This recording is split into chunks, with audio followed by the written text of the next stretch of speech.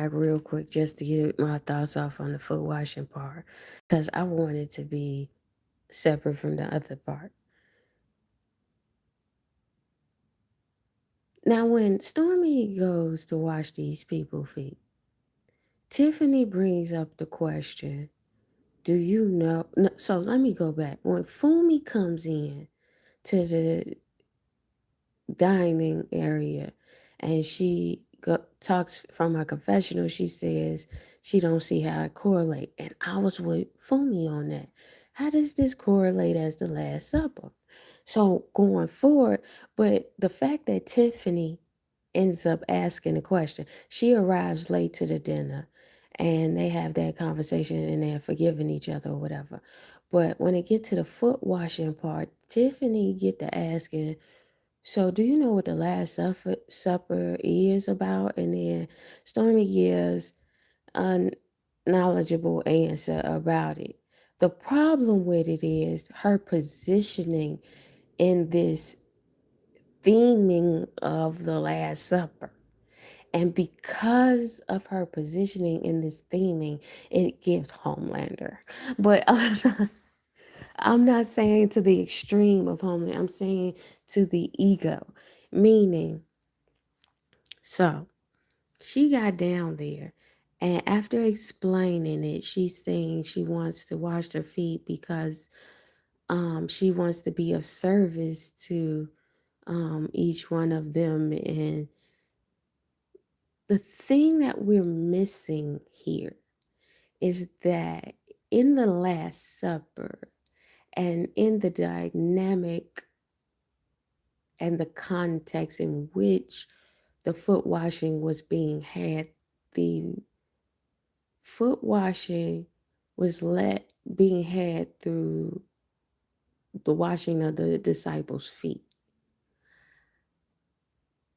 Immediately when Stormy said she was gonna wash their feet, I felt like if it were me, I would have had to bow out immediately.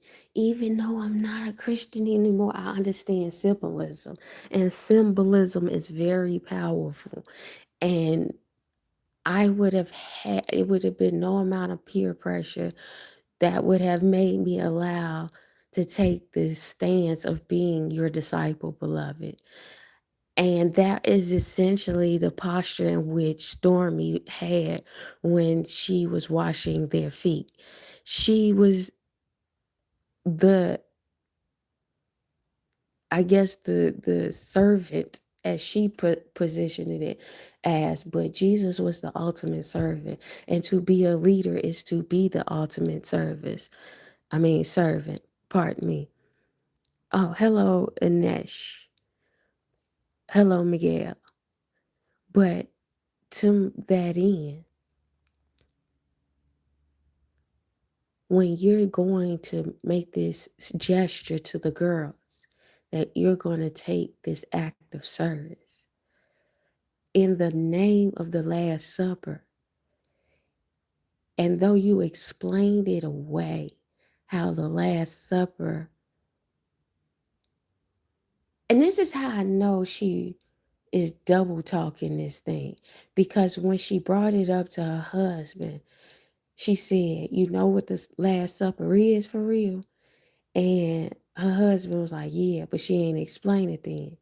And in no context, you offered up that you were going to have a Last Supper, and that if we take all things being general, that it was going to be related to a biblical Last Supper. What posture would you be taking in washing their feet?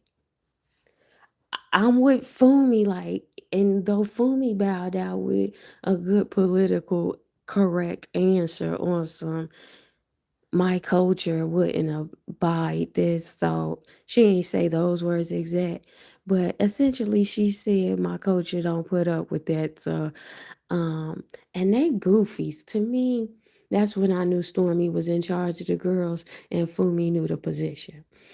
And I am disappointed. Not that they apologize and they all in one accord. I love that for the girls. But Tiffany could be this Bible thumping holy roller. The context in which I always give people grace for their convictions and their religion, especially if they live it in earnest and the fruit of their life bear that their religion is a positive thing to them.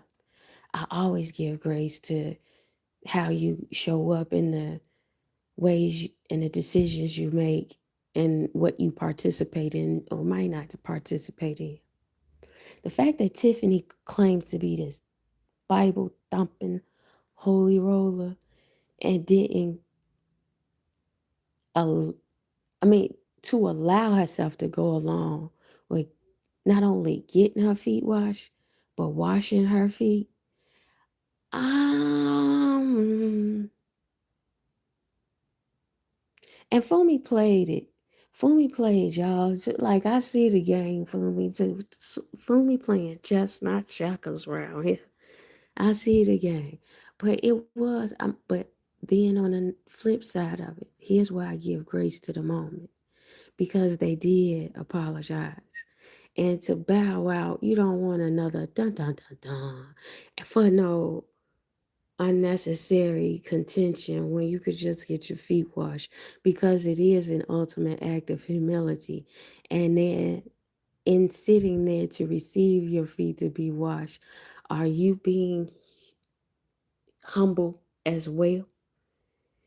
I don't know. It was in the outside of a church setting or being in the Middle East and coming out from outside and being a guest of someone's home. And if she would have framed it like that, like traditions and feet washing abide that among cultures that usually walk in terrain with foot attire that exposes their feet. So if you come to in some people's home, an act of humility is to wash their feet.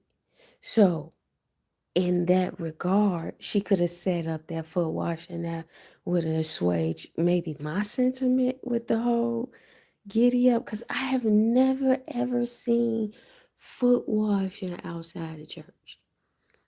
And even in that context, it was in the name of the context of the Bible.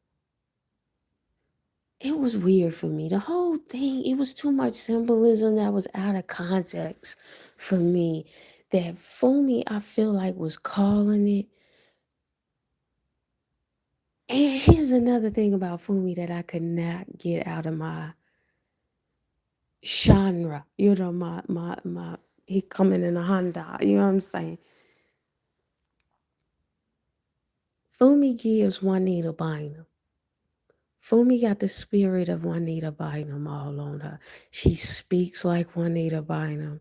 She kind of has gesticulations like Juanita Bynum. She even kind of looks like a Nigerian Juanita Bynum. And she gives that she has had work done giving them other pictures we have seen of Fumi. She gives Juanita Bynum. It gives Juanita Bynum. I don't know why, but it's the likeness. Fumi gives AI Juanita Bynum. That's what I'm gonna leave it there. But with that being said, this episode made me respect Fumi. I respect Fumi because she read the play through and through. I see this symbolism and it's not correlating. I'm going to allow now Tiffany come in reading the play, but bending on. I guess I feel like she feels like I just got into it with you, so I might as well go along to get along. And she did speak of having a conversation with her husband, of having a conversation of grace. But how, I feel like that's too graceful in the context of the miscontext of symbolism that Stormy was abiding in that scene. I'm sorry, I'm too old. Maybe it's me being aware of the way old things were, and maybe I'm stuck in the old ways, but the shit Stormy was doing felt out of order. And maybe I'm wrong. And I stand to be wrong, like I have been wrong before, and I will admit to being wrong if I am wrong.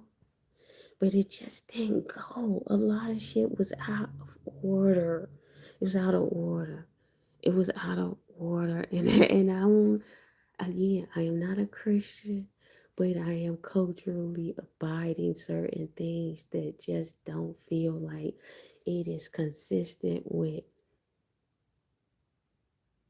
The humility is to say we wash each other's feet. And in the end, Fumi set it up where they ended up washing each other's feet. So ultimately, they weren't left to being the ones who washed her feet. I mean, the ones who got their feet washed by her. However, I don't think they understood the symbolism that Fumi reversed in that scene. Because by them washing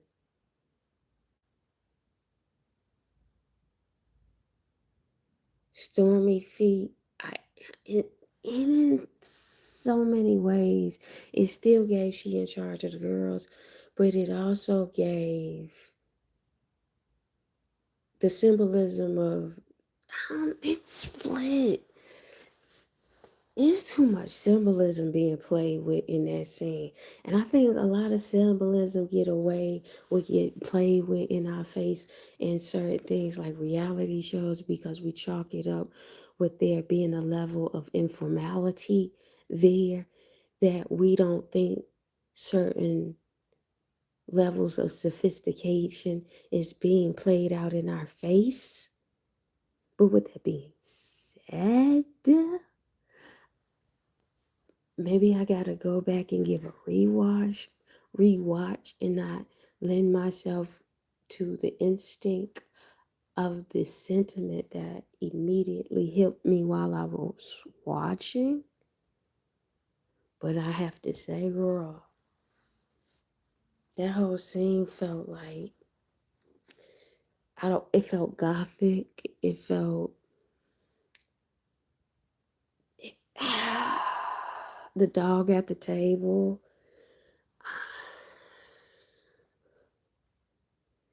It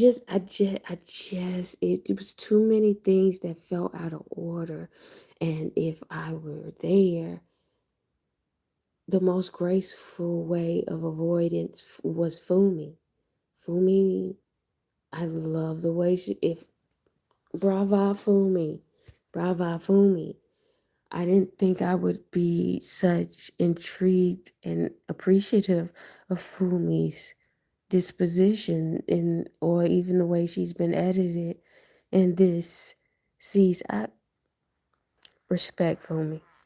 I respect it.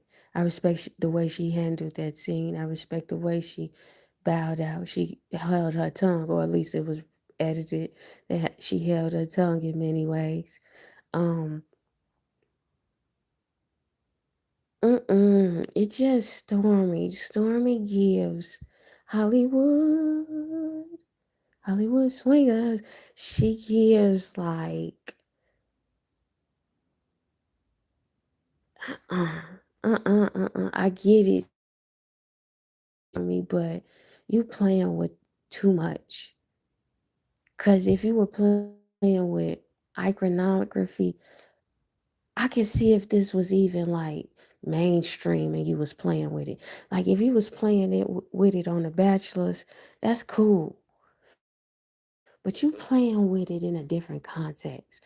Like you just came away from that museum and this is what you're doing with the iconography and the symbolism over here in your apology. You careless if you don't know what you're doing. You're too careless. You're too careless. Because why? It didn't go. Yeah, it was, invested in, but I don't know.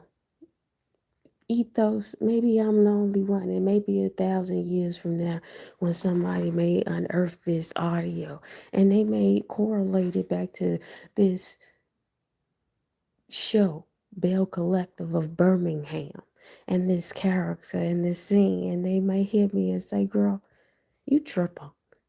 And maybe somebody of our time may say, "Girl, you tripping." And maybe somebody of our time may say, "Girl, I get what you're saying." And maybe I'm tripping because I have a different intimacy with the foot washing. Foot washing was like a sacred, that was Palm Sunday. That was the iconography of the symbolism of an energy that was set up to die for you. And I'm not saying it could have been Jesus, and I ain't saying it's historically real or whatever or whatever. I'm saying the energy of the symbolism that is being manifested in those tabernacles and temples and churches, in that narrative of the Last Supper and foot washing and the Palm Sunday. You doing too much, girlie. You doing too much, girlie. I see. I was watching something, and I'm gonna hop off of here. I was watching something online, and I try to avoid streamers because that ain't my demographic. I'm too old for that shit. But somehow it comes up in my social media, and you know how social media works. And I'm listening to a bunch of shit that I don't care that exists because I don't want it in my vicinity, and I don't want to amplify it by acknowledging it. But some guy goes around antagonizing people, and he's in jail, and thus causing debates upon how he put himself in jail. Upon this, a debate manifests about how the way in which he put himself in jail is how he used words to antagonize people, and antagonize a specific group of people with these words. And everybody going against this rhetoric is saying these people should not be moved by these words and should not allow themselves to give it any meaning behind these words. I find it disingenuous, that argument, in so many respects, but that's not my point. My point is to say the argument does exist in the debate I saw happen. One side of the debate, somebody said, well, if you believe that these words shouldn't be given any meaning, then why don't we take your religion, let's say, for instance, and let's say F your God? And then that person on the other side of the debate who held that conviction that the group of people shouldn't be moved by words say, well, that's different. That's different, because their God was Allah, and there was reverence to that. I think in many ways, Christianity and those who sincerely hold Christianity as their faith are played with in their face in a way that other religions aren't played with like that, especially in the Black community. And I get it. I get it. I get it. Everybody has their belief about religion and all versions of faith. But if you're going to give space to people having faith, no matter what you believe about their faith, you should give breadth and equity to their convictions of their faith. And this seems like playing in the faith of those whom practice those type of traditions and rituals that Stormy was performing in an environment that seemed very gothic. I don't know. It seems disingenuous to the expression of one's faith. And I think people are flippant in other people's tradition. And to Stormy, I gotta give you respect. And to the ethos, tell the future. I said so.